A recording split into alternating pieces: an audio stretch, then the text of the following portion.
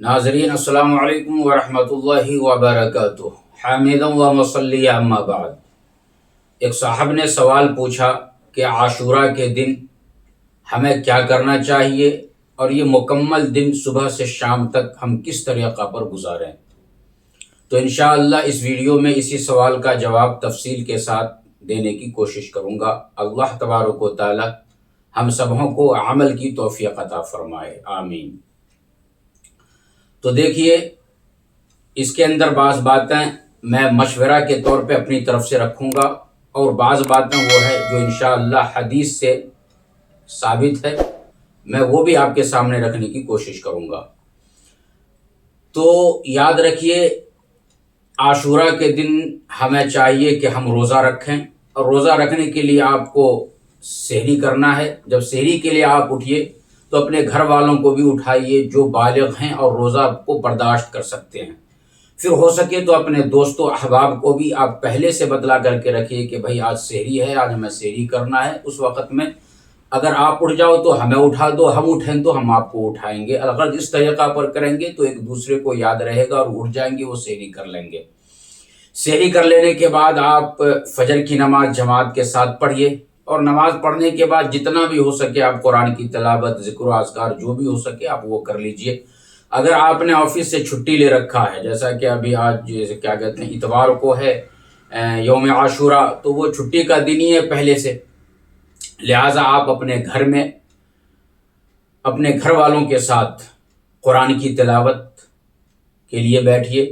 قرآن کی تلاوت کے بعد ذکر و اذکار جتنا ہو سکے کیجئے، درود شریف کی محفل اپنے گھر میں لگائیے، اور یہ تمام چیزیں حضرت امام حسین رضی اللہ تعالی عنہ کے نام پہ آپ جمع ہوئیے، تاکہ ہم کل قیامت کے دن اللہ تبارک و تعالیٰ سے ہم یہ کہہ سکیں، اللہ پوچھے کہ تم نے کیا کیا دنیا کے اندر 10 محرم کو، یوم عاشورہ کو، تو ہم اور آپ انشاءاللہ یہ کہہ سکیں گے کہ اللہ تبارک و تعالیٰ ہم نے محرم کی 10 تاریخ کو ہر سال حضرت امام حسین کے نام کی پہ ہم جمع ہوتے تھے، اللہ تبارک و تعالیٰ ہم آپ کے نام پہ جمع ہوتے تھے، قرآن کریم کی تلاوت کرتے تھے، ذکر و اذکار کرتے تھے، درود شریف کی محفل ہم لگایا کرتے تھے۔ تو ہو سکتا ہے کہ اللہ تبارک و تعالیٰ ان محفلوں میں بیٹھنے اور اس طریقہ پر عبادت کرنے کی وجہ سے ہماری اور آپ کی مغفرت فرما دے اور جنت کا ہم سبوں کو حقدار بنا دے۔ اس لیے آپ یہ کام کیجئے گا۔ ظہر کی نماز کے لیے جب اپنے گھر سے نکلیے تو آپ نے یہ دیکھا ہوگا کہ کچھ لوگ ماتمی جلوس میں شامل ہوتے ہیں، دوسرے کو فون کرتے ہیں، لیکن میرا مشورہ آپ سے یہ ہے کہ آپ اپنے گھر سے نمازوں کے لیے جلوس نکالیے اپنے بچے کے ساتھ۔ آپ کے آس پڑوس میں جو لوگ ہیں ان سبوں کو آپ آتے ہوئے، مسجد کو جاتے ہوئے آپ کہیے کہ چلیے نماز کا وقت ہو گیا ہے اور نماز کے لیے ہم جائیں۔ اسی طریقہ پر عصر اور مغرب اور عشاء کی نماز، چونکہ نماز سے کربلا کے میدان کا بہت ہی گہرا تعلق ہے۔ آپ نے کربلا کے واقعے میں سنا ہوگا کہ حضرت امام حسین 3 دن کے بھوکے تھے اور سر سجدے میں تھا، اور سجدے کے اندر آپ نے اپنے سر کو رکھا کیونکہ نماز کا وقت ہو گیا تھا۔ دشمنوں سے کہا کہ بھائی رک جاؤ، نماز کا وقت ہے، مجھے نماز پڑھ لینے دو۔ آپ نے تیمم کیا، چونکہ پانی تو اس وقت میں آپ کے پاس موجود نہیں تھا، دریا تھا وہاں پہ، لیکن لوگوں نے اور ظالموں نے آپ کو پانی تک پہنچنے نہیں دیا تھا، بھوکے اور پیاسے تھے۔ تیمم آپ نے کیا اور سر سجدے میں جب آپ نے رکھا تو ظالموں نے آپ کو شہید کر دیا۔ تو حضرت امام حسین نے جاتے جاتے، شہید ہوتے ہوتے تمام امت مسلمہ کو یہ درس دے دیا کہ تم کسی بھی مصیبت کے اندر گرفتار ہو، کیسے ہی بیماریوں کے اندر تم گرفتار ہو، جب اللہ نے تمہارے اوپر نماز کو فرض کر دیا ہے اور عقل و ہوش تم نے سنبھال رکھا ہے، تو ہر صورت میں آپ کو نماز ادا کرنی ہے۔ تو آپ اس دن یہ وعدہ کیجئے اللہ تبارک و تعالیٰ سے کہ یا اللہ ہم پوری زندگی نماز پڑھیں گے، پڑھنے والا ہمیں بنا، توفیق دے، اور جو محبت یا اللہ آپ نے حضرت امام حسین کے دل میں نماز کے لیے ڈالی تھی، وہی محبت ہمارے دل کے اندر بھی نماز کے تعلق سے ڈال دے، آمین۔ تو یہ تمام کام آپ کو کرنی ہے، اور اس کے ساتھ ساتھ آپ نے یہ کرنا ہے کہ دعاؤں کا اہتمام کرنا ہے، چونکہ اللہ تبارک و تعالی محرم کی 10 تاریخ کو دعا کو قبول فرماتا ہے، غموں کو خوشیوں میں تبدیل فرماتا ہے۔ آپ کہیں گے کس طریقہ پر؟ تو حضرت امام غزالی رحمۃ اللہ علیہ نے مکاشفۃ القلوب نامی کتاب کے اندر ایک لمبی حدیث بیان فرمائی ہے۔ جمعہ کے بیان کے اندر میں نے اس کا ذکر کیا تھا، تفصیل اگر جاننا ہو تو آپ وہاں دیکھ سکتے ہیں، سن سکتے ہیں، لیکن مختصر یہ کہ حضرت امام غزالی رحمۃ اللہ علیہ کہتے ہیں کہ حضرت آدم علیہ السلام کی توبہ کو اللہ نے محرم کی 10 تاریخ کو قبول فرمایا۔ حضرت ابراہیم علیہ السلام کو آگ سے نجات دی، محرم کی 10 تاریخ تھی۔ پھر اس کے بعد موسیٰ علیہ السلام کو فرعون اور دریا سے جو نجات ملی وہ محرم کی 10 تاریخ تھی۔ عیسیٰ علیہ السلام کو آسمان کے اوپر اٹھایا گیا، محرم کی 10 تاریخ تھی۔ اور پھر اس کے علاوہ نوح علیہ السلام کی کشتی جودی پہاڑی سے جا کر کے جو ہے اٹکی ہے، وہاں پہ جا کر کے رکی ہے، اور کشتی میں سوار تمام لوگوں کو سیلاب سے جو حفاظت ہوئی ہے وہ محرم کی 10 تاریخ تھی۔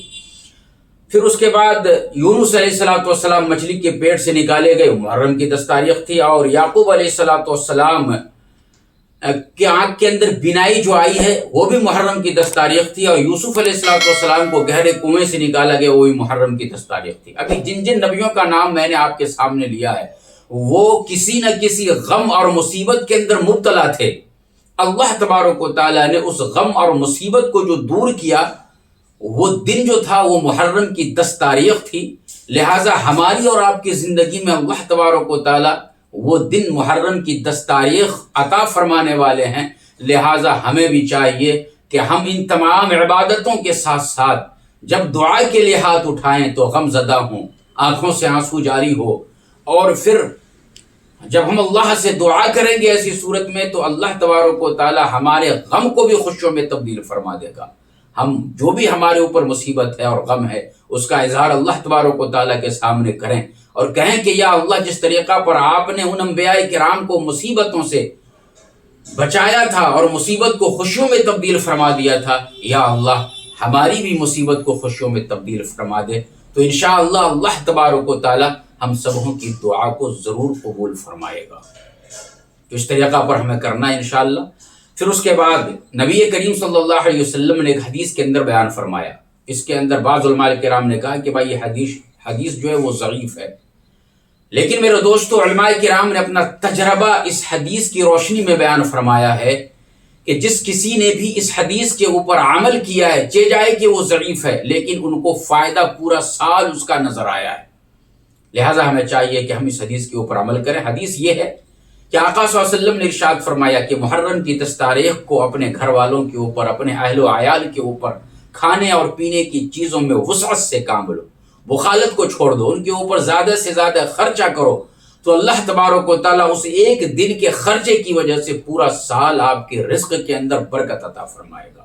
بعض لوگوں نے کہا کہ بھئی دن میں تو روزہ رکھنے کا حکم ہے، پھر دن میں ہم کس طریقہ پر خرچہ کریں گے اپنے بچوں کے اوپر، اپنے گھر والوں کے اوپر کھانے پینے؟ کیا ہم روزہ نہ رکھیں؟ نہیں بھائی، آپ کو روزہ بھی رکھنا ہے اور خرچ بھی کرنا ہے۔ وہ طریقہ کیا ہوگا؟ وہ طریقہ میرے دوستو اس طریقہ پر اپنایا جا سکتا ہے کہ گھر کے اندر آپ کے ضرور چھوٹے چھوٹے بچے ہوں گے، نابالغ بچے ہوں گے جس کے اوپر روزہ فرض نہیں ہے، تو آپ ان کے لیے دن میں ان کے پسند کی چیزوں کا انتظام کیجئے، ان کے پسند کے کھانے کا انتظام کر دیجئے، اور پھر اس کے بعد جو لوگ بالغ ہیں اور وہ روزہ رکھیں گے انشاءاللہ تو ان کے لیے افطار میں اچھے طریقہ پر اچھے چیزوں کا اور کھانے پینے کا انتظام کر دیجئے۔ مغرب کے بعد ضرور کھانا بنے گا تو اس کے اندر ہم کھانے کا اچھے طور پہ انتظام کر لیں۔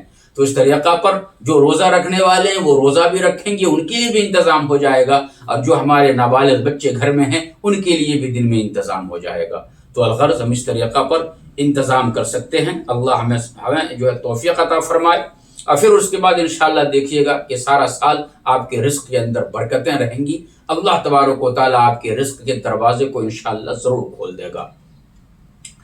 پھر اس کے بعد اسی حدیث کے اندر نبی کریم صلی اللہ علیہ وسلم نے ارشاد فرمایا کہ جو شخص اس روز مومن کو کھانا کھلائے، ایک مومن کو، تو وہ ایسا ہے گویا کہ پوری امت کی اس نے دعوت کی ہے۔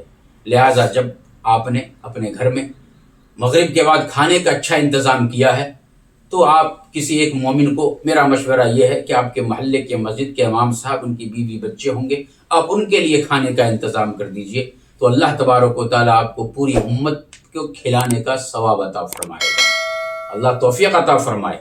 اس کے بعد نبی کریم صلی اللہ علیہ وسلم نے ارشاد فرمایا کہ جس کسی نے محرم کی 10 تاریخ کو کسی یتیم کے سر کے اوپر شفقت و محبت سے ہاتھ رکھا تو اللہ تبارک و تعالی اس یتیم بچے کے سر پہ جتنے بال ہیں اس بال کے برابر جنت میں اس کے مقام کو بلند فرماتا ہے۔ تو میرے دوستو، کتنا اچھا آفر اللہ تبارک و تعالیٰ نے ہمیں اور آپ کو دیا ہے، موقع عطا فرمایا ہے۔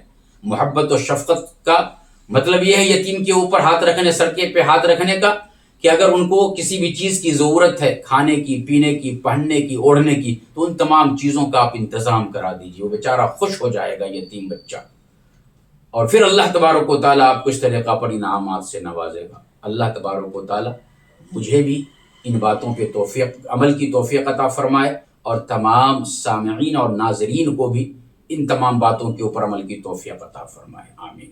اللہ حافظ۔